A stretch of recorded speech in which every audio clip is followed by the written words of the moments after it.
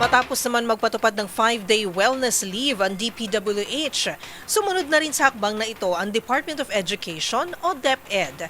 Bahagi raw ito ng suporta ng pamahalaan para sa pagsuporta ng mental health sa ating mga guro at personnel. Tinutukan niya ni Rovic Manuel.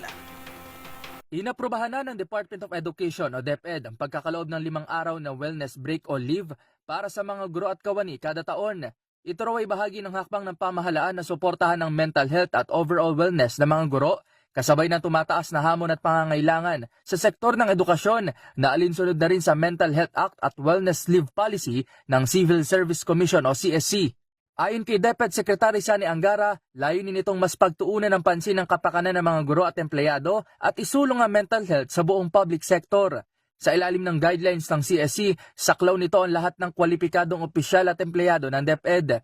Kabilang narito ang mga nasa permanent, temporary, casual, contractual, coterminous, substitute at provisional positions, pati na ang contract of service at job order personnels.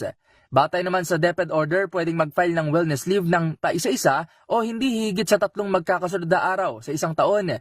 Maaari itong gamitin para sa mental care, physical wellness activities o simpleng pagpapahinga. Hiwalay naman ito sa umiiral na iba pang pinagkaloob na leave sa mga guro tulad ng sick leave at vacation leaves. Samantala, para naman sa application sa wellness leave, kailangan lang na magsumite ng hindi bababa sa 5 araw. Bago ito gamitin, liban na lang sa emergency situations. Para sa MBC TV Network News, ito si Rovic Manuel ng DZRH TV, una sa Pilipinas, una sa Pilipino.